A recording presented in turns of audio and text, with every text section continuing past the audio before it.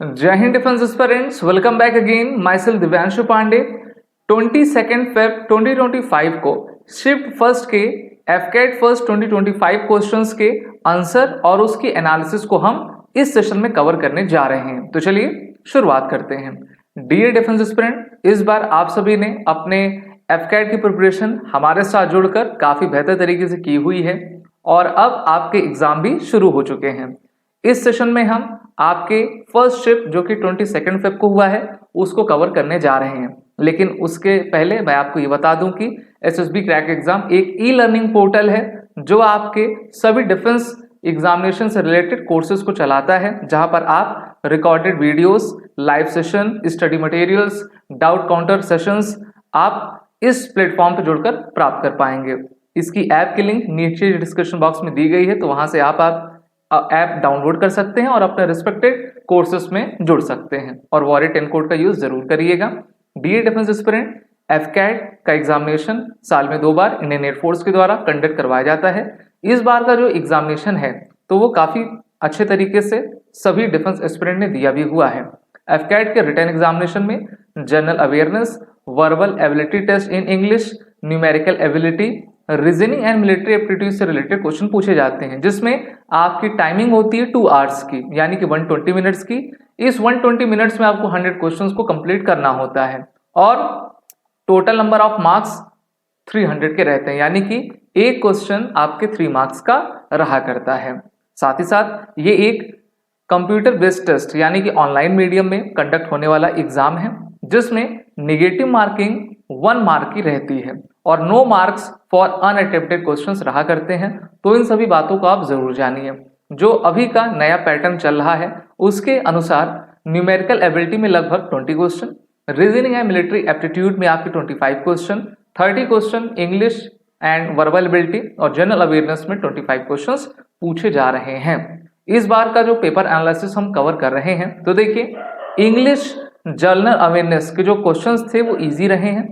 Numerical ability को हम कह सकते हैं कि ये मॉडरेट लेवल के थे और कुछ क्वेश्चंस टफ भी थे। रीजनिंग एंड मिलिट्री एप्टीट्यूड में इजी और ओवरऑल एनालिसिस हम कह सकते हैं कि ये इजी पेपर आया। जिन्होंने अपनी अच्छी तैयारी की रही होगी, रिवीजन किया होगा और तो वो इस एग्जामिनेशन में अच्छे स्कोर को जरूर अचीव करेंगे। मैं आपको ये भी बताना चाहूंगा कि सिलेबस किस प्रकार से रहा है। इंग्लिश में आपका comprehension, detect error in sentence, sentence completion, idiom phrases, synonym antonym, आपका क्लोज टेस्ट, ठीक है, यहां से क्वेश्चंस पूछे गए हैं। वहीं पर जनरल अवेयरनेस में history, geography, sport, current affair, defence current affair, science से क्वेश्चंस आपके आए हैं। न्यूमेरिकल एबिलिटी देखें अगर हम, तो इसमें decimal fraction, time work, average, percentage, profit loss, ratio, proportion, simple and compound interest, time distance ना, area, perimeter, number system, probability, number series, यहां से आपके सिलेबस बना करते हैं और इन्हीं से क्वेश्चंस आपके पूछे जा रहे हैं। ठीक है, तो हम ये कह सकते हैं कि सिलेबस के बाहर की एक भी चीज नहीं आ रही है। जो इंडियन एयरफोर्स ने अपने नोटिफिकेशन में कहा था कि हम इस सिलेबस से इस टॉपिक से पूछेंगे, वहीं से पूछा जा रहा है। Reasoning and military aptitude test में verbal and non verbal reasoning से क्वेश्चंस आपके पूछे जा रहे हैं। वहीं पर नॉर्मलाइजेशन स्कीम की बात करें, so in order to rationalize the marks scored by candidate appearing in different shifts in an objective manner through a statistical method, normalization scheme is being implemented as per the following formula। ठीक है, अब इसमें formulas क्या है आपको, तो आप ये फॉर्मूला पर बेस्ड अपने जो भी आपका स्कोर रहेगा उसको पूरा किया जाएगा और फिर आपका रिजल्ट पब्लिश किया जाता है। फॉर्मूले पर हम उतना ना जाते हुए अब हम ये देखेंगे कि किस प्रकार के आपकी प्रीवियस कट ऑफ्स रही हैं और इस बार कट ऑफ रहेंगे। तो अगर आप ईयर 2024 के कट ऑफ देखोगे तो एफकैट सेकंड 24 में 139, उससे पहले एफकैट फर्स्ट 24 में ये 137 थी, जो कि काफी कम थी। अच्छी बात है। 23 में ये 151 155 रही, 22 में 157 157, 21 में दोनों शिफ्ट में 157 और 165, यानी कि एफकैट फर्स्ट 21 में सबसे ज्यादा चली गई थी। वहीं पर ईयर 20 में 155 और 153 रही थी। तो इसी के बीच आपका रहेगा। ठीक है, अब क्वेश्चंस की तरफ आते हैं। तो पहला question, who is the present current air chief marshal of the Indian air force, ये क्वेश्चन जरूर पूछा जाता है। जब भी इंडियन एयरफोर्स में बड़े बदलाव होते हैं या फिर नए चीफ आते हैं तो उनसे संबंधित क्वेश्चन जरूर आता है। और हम सभी जानते हैं कि पिछले साल इंडियन एयरफोर्स के नए चीफ के रूप में air chief marshal Amarpreet Singh, जो भारतीय वायुसेना में परम विशिष्ट सेवा मेडल, अति विशिष्ट सेवा मेडल हैं, 4 स्टार जनरल हैं, उनको भारत सरकार ने अपॉइंट किया है। And he is the current 28th chief of the air staff. ठीक है, तो ये आपके बने हुए हैं।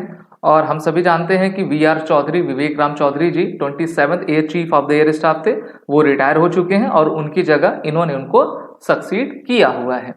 Next question, Konkan exercise conducted between. तो ये तो मैं कई बार आपको क्वेश्चन करवा चुका हूं, जो हमारी डिफेंस करंट अफेयर क्लास रहती है उसमें भी कवर कराता हूं। तो कोंकण एक्सरसाइज भारत और यूके के बीच में कंडक्ट होती है। ठीक है, the 2024 exercise took place in the Arabian sea on April. अगर आप महाराष्ट्र गोवा की तरफ देखोगे तो आपको कोंकण कोस्ट मिलेगा, उसी कोस्ट के ऊपर इस एक्सरसाइज का नाम रखा गया है। ठीक है, ये नेवल एक्सरसाइज है, बायलेटरल मैरीटाइम पार्टनरशिप एक्सरसाइज है, हर साल भारतीय नौसेना और यूके के नेवल फोर्सेस के बीच में कंडक्ट किया जाता है। तो इस प्रकार से हम कह सकते हैं कि डिफेंस एक्सरसाइज से भी क्वेश्चंस बन रहे हैं, आपके शिफ्ट सेकंड में भी पूछे जाएंगे और नेक्स्ट डे भी आपके क्वेश्चंस आएंगे। अगला प्रश्न है, हु बिल्ट जंतर मंतर। किसने जंतर मंतर बनाया है? तो देखिए, Jantar Mantar is located in New Delhi and built by Maharaja Jai Singh II of Jaipur in 1724. The Maharaja built 5 observations during the rule in 18th century. आपको दिल्ली में भी देखने को मिलेगा, आपको राजस्थान में भी देखने को मिलेगा, लेकिन जो क्वेश्चन पूछा गया था वो राजस्थान के उस पे पूछा गया था। और ये एस्ट्रोनॉमिकल ऑब्जर्वेटरी है, राजस्थान में लोकेटेड है, नई दिल्ली में भी आपका है ना, और बेहतर तरीके से ये क्वेश्चंस आपके आए हैं। अगला प्रश्न था, Who won the Women's Asian Championship Trophy 2024 hockey. तो हॉकी हम जानते हैं कि भारत हो पाकिस्तान हो, काफी बेहतरीन तरीके से खेला भी जाता है और पिछले साल तो हमारी जो विमेन हॉकी टीम है उन्होंने एक बेहतरीन प्रदर्शन करके भारत का नाम शिखर तक पहुंचाया। So the Indian hockey team beat the People's Republic of China by 1-0 in the final to win the Women's Asian Championship Trophy 2024 at the Rajgir Hockey Stadium in the Bihar. तो एक क्वेश्चन आपका स्पोर्ट्स से यहाँ पे आया है। Sports से related question जरूर पूछे जाते हैं, चाहे वो आपका क्रिकेट हो, पोलो हो, लॉन टेनिस हो, हॉकी हो, कोई भी गेम हो, जो भी मेजर इवेंट्स रहे हैं, जैसे पिछले साल ओलंपिक खेला गया था तो उनसे भी क्वेश्चंस आपके बन सकते हैं। अगला प्रश्न है, which organization is making Su-30 engine for Indian air force. तो इसका आपका राइट आंसर है Hindustan Aeronautics Limited. HAL is supplying AL-31FP aero engine to the Indian Air Force for Su-30 MKI fighter jet. HAL is delivering the engines under a contract signed in September 2024. और इसका जो contract है भारत सरकार ने 26,000 करोड़ रुपए की worth से लगभग 240 इंजन्स को बनाया जा रहा है। क्यों बनाया जा रहा है? क्योंकि जो Su-30 फाइटर एयरक्राफ्ट हैं उनको 25 साल हो चुके हैं भारतीय वायुसेना में, उनको अपग्रेड करने के लिए, उनकी लाइफ टाइम को इंक्रीज करने के लिए सरकार ने फैसला लिया है कि हम बड़े पैमाने पर इंजन्स की मैन्युफैक्चरिंग भारत में करेंगे और उसका काम HAL के द्वारा किया जाएगा। एक क्वेश्चन ये भी बना था कि हमारी जो HAL है हमारी एयरफोर्स के लिए कितने Su-30 मैन्युफैक्चर कर रही है। So total number of 12 Su-30 aircraft is manufacturing by the HAL। क्यों मैन्युफैक्चर कर रही है और कब कॉन्ट्रैक्ट दिया गया ये? तो आपको याद होगा गलवान वैली में जो क्लैश हुआ था उसके बाद से भारत ने लगभग 33 का ऑफर दिया था, ठीक है, रशिया को, जिसमें MiG-29 के जहाज और 12 हमारे Su-30 के जहाज बनने हैं। तो जो Su-30 है, ठीक है, उसको जहाज हमारी HAL के द्वारा बनाया जाएगा, रशिया भी इसमें आपका सपोर्ट करेगा। अगला प्रश्न है, लिम्पिड सिनोनिम इज। ये इंग्लिश से रिलेटेड क्वेश्चन है, सिनोनिम एंटोनिम से रिलेटेड क्वेश्चन हर बार पूछे जाते हैं। काफी सरल सा इसका आपका आंसर है, क्लियर, ट्रांसपेरेंट। कोई भी चीज आपकी साफ हो, ट्रांसपेरेंट हो, पारदर्शी हो तो उसको लिम्पिड कहते हैं। अगला प्रश्न, play duck and ducks idiom meaning is. तो इसका मतलब होता है टू यूज रेकलेसली, ठीक है, टू यूज रेकलेसली। तो ईडियम्स और एंटोनिम सिनोनिम क्वेश्चंस आपके हमेशा पूछे जाते रहे हैं। अगला आपका क्वेश्चन है, in which state did polo organize. Polo एक गेम है, इसको आप देख सकते हो इस फोटो में। So the game polo was born in the Eden state of Manipur. और मणिपुर में किस प्रकार से सिचुएशन बनी हुई है, अभी तो प्रेसिडेंट रूल भी लग गया है तो उनसे रिलेटेड क्वेश्चन पूछ भी लिया गया। Sagol Kangjei is the traditional name of the polo in Manipur. ये भी क्वेश्चन आपसे पूछा जा सकता है कि पोलो को मणिपुर में किस नाम से जाना जाता है, तो सैगोल कैंगई। ठीक है। It was played between the royal friends of king Nongda Lairen. Polo was formalize as the modern polo in the 18th century. अब तो पूरा विश्व खेलता है ना, अलग अलग तरीके से खेलता है। अफगानिस्तान पाकिस्तान में अगर आप जाओगे तो बहुत सारी ऐसी जगह हैं जहां पर घुड़सवार होते हुए एक आपका मरा हुआ बकरा रखा जाता है और फिर उसको एक हम कह सकते हैं कि होल में डालना होता है और जिसने डाल दिया वो बकरा उसका हो जाता है। तो इस प्रकार के भी गेम है। Next question, INS Surat is a ship of which category और क्लास। तो हम जानते हैं कि जो हमारी सिटी हैं या फिर हमारे कह सकते हैं कि कैपिटल्स हैं, मेन सिटीज हैं, उनके नाम पर जो है शिप्स बन रही हैं, जिसमें आईना सूरत भी है। अभी हाल ही में 1 साल पहले इसको आपका कमीशन भी किया गया है और ये डिस्ट्रॉयर है, प्रोजेक्ट 15B के तहत बनी है। INS Surat is the fourth ship of the Visakhapatnam class stealth guided missile destroyer of the Indian navy. अब ये जो हमारा प्रोजेक्ट 15B है, यहाँ पर बी स्टैंड करता है ब्रावो से। ठीक है, आपसे क्वेश्चन ये भी प्रोजेक्ट 17A से रिलेटेड पूछा जा सकता है। ए स्टैंड फॉर एल्फा। एल्फा में टोटल प्रोजेक्ट 17A है जो एल्फा है उसमें फ्रिगेट्स बनती हैं और 15B में जो है आपकी सभी डिस्ट्रॉयर्स बनी हैं, जैसे कि आईएनएस सूरत, आईएनएस दिल्ली, आईएनएस इम्फाल, अभी नई शिप आई है तो ये सभी आपके डिस्ट्रॉयर और विशाखापट्टनम क्लास कैटेगरी की शिप्स हैं।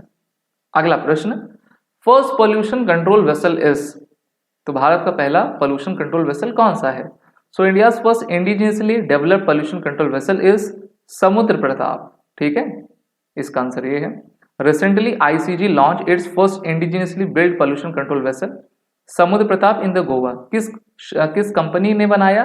गोवा शिपयार्ड लिमिटेड ने इसको डेवलप और डिजाइन किया हुआ है।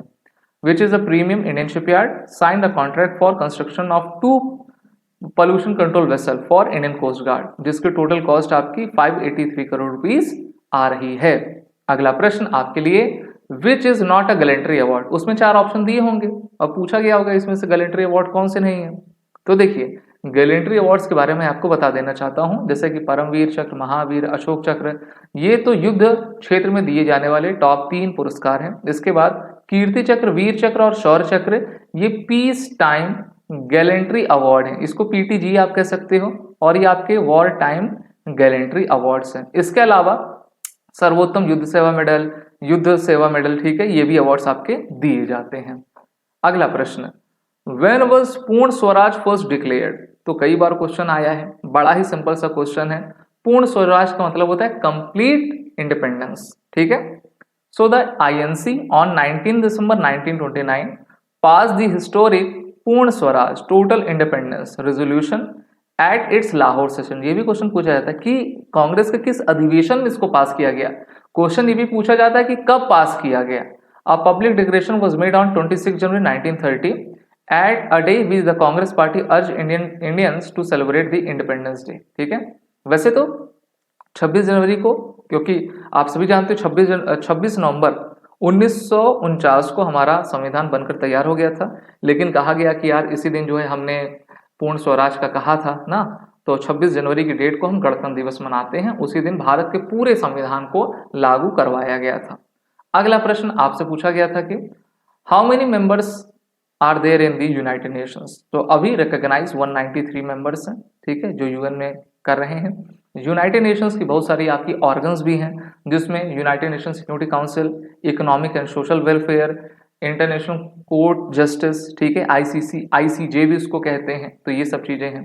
अगला प्रश्न है, amendment of the constitution part 20 borrowed from. हमारे संविधान में बहुत सारे संशोधन होते रहते हैं। इसमें कहा गया कि जो पार्ट 20 है उसको हमने किस देश से लिया हुआ है। तो देखिए, साउथ अफ्रीका से लिया है। आर्टिकल पार्ट 20 में क्या कहता है? It provides protection against self incrimination, double jeopardy and retrospective punishment.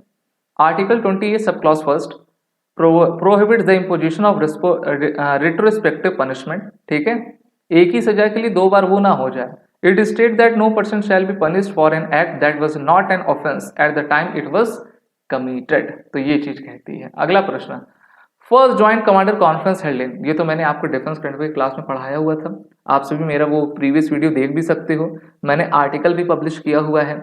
तो पिछले साल सितंबर 2024 में, और डेट है आपकी 4 और 5 सितंबर 24 को, उत्तर प्रदेश की कैपिटल लखनऊ में, और लखनऊ हमारे इंडियन आर्मी का सेंट्रल कमांड है, वहां पर हमारी पहली फर्स्ट ज्वाइंट कमांडर कॉन्फ्रेंस आयोजित की गई थी, जहां पर हमारे रक्षा मंत्री राजनाथ सिंह भी गए हुए थे। अगला प्रश्न आपसे पूछा गया था कि राष्ट्र पर्व which is the official website of the ministry of defence for, ये क्वेश्चन मैंने पढ़ाया हुआ है, और ये क्वेश्चन जनवरी 2025 करंट अफेयर का है।